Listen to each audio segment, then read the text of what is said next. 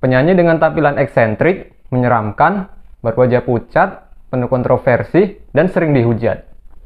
Kritikus musik sering menyebutnya seorang psikopat, narsistik, dan pemuja setan. Kalian penasaran? Let's go!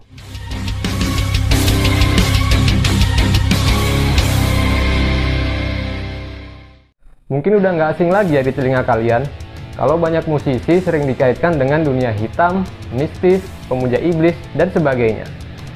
Ini salah satu penyanyi yang cukup viral dengan dunia hitam. Bahkan bukan hanya di panggung aja, di kehidupan sehari-hari pun dia berpenampilan seperti mayat hidup. Pria yang bernama asli Brian Hughes Warner lahir di Ohio, Amerika pada 5 Januari 1969. Seorang penyanyi yang penuh kontroversi, dia adalah Marilyn Manson.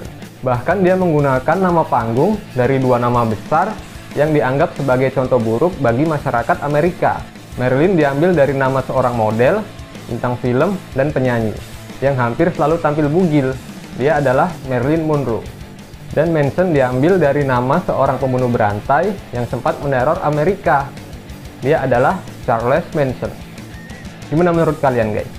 Pemilihan nama panggung yang keren, biasa aja, gila, atau apa? Sejak awal kemunculannya di industri musik, Manson udah buat masyarakat khawatir guys. Khususnya para orang tua ya. Takut saat lihat Manson di TV bisa beri pengaruh buruk buat anak-anaknya.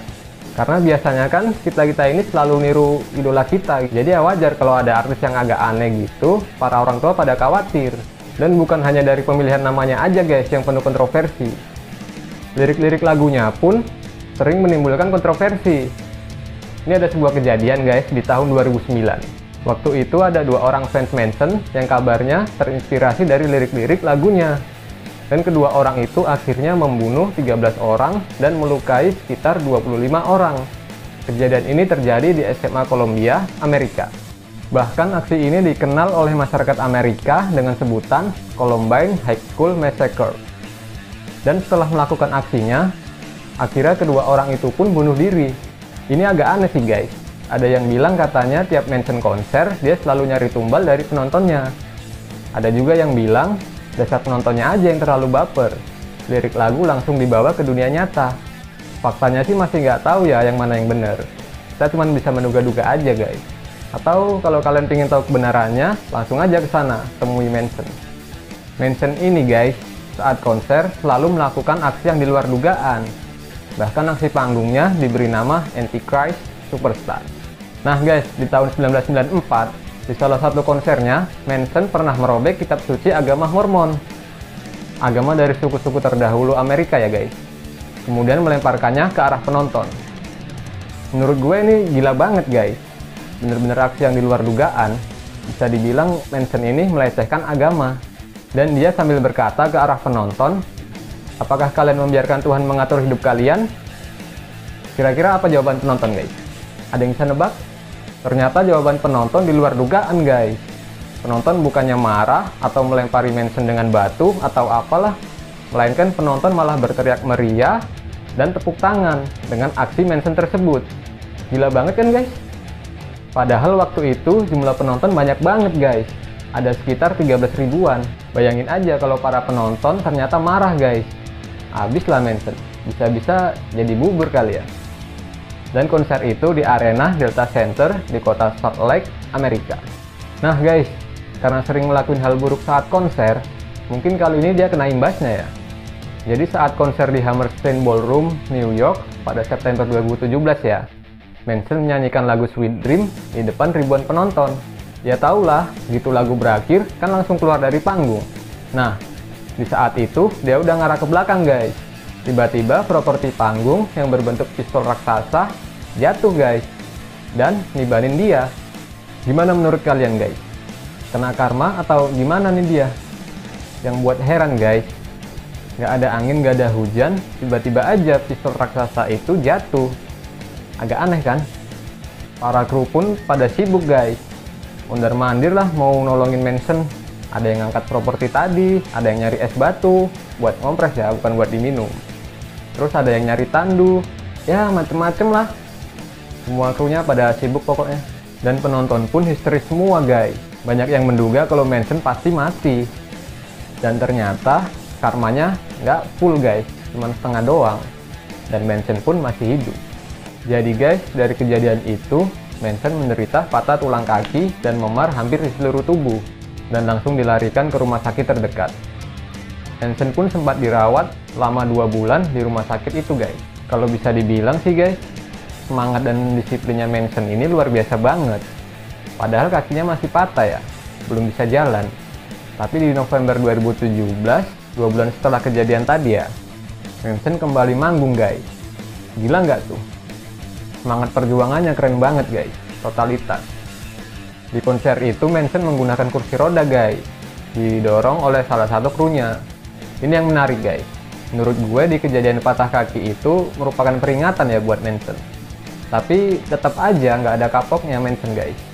Meskipun jalani konser sambil duduk di kursi roda, tetap aja dia nekat ngelakuin aksi gilanya guys, seperti biasa. Saat Manson menyanyikan lagu We Know Where You, dia mengarahkan sebuah senjata laras panjang yang dipegangnya guys ke arah penonton. Gila banget kan?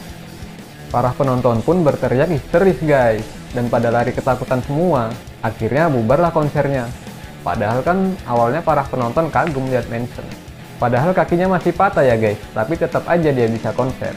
Dan akhirnya pun para penonton pada kecewa guys dengan aksi Manson tersebut.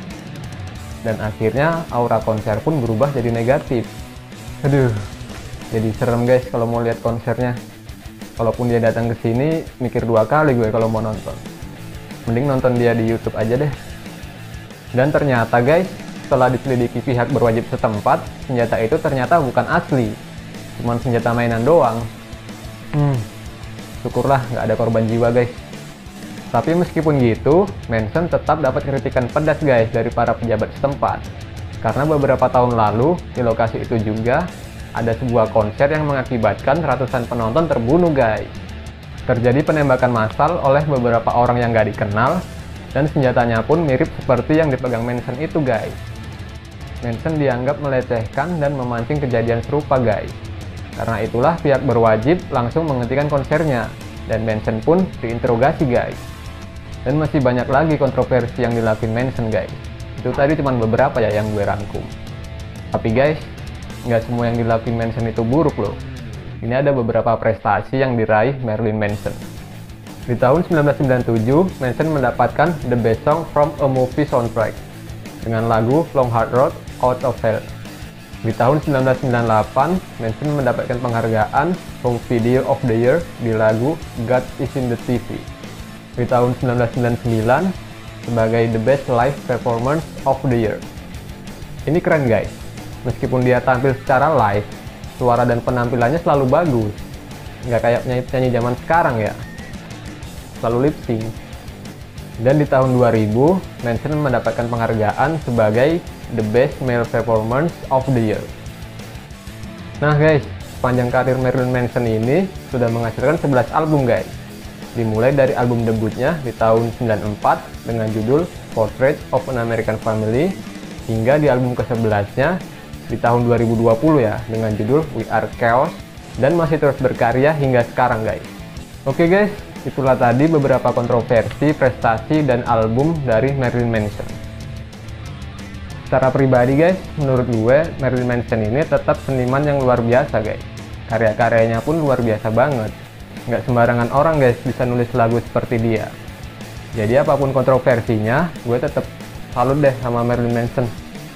Oke guys, sekian dulu video dari gue. Semoga bermanfaat buat kalian semua. Jangan lupa like jika kalian suka dengan video ini, tinggalkan komentar jika kalian mau request apa yang mau dibahas di video selanjutnya. Dan jangan lupa di subscribe, nyalain loncengnya, biar channel ini makin berkembang dan kalian gak ketinggalan berita terbaru dari gue. Oke, sampai jumpa di video selanjutnya. Gue Joan, out.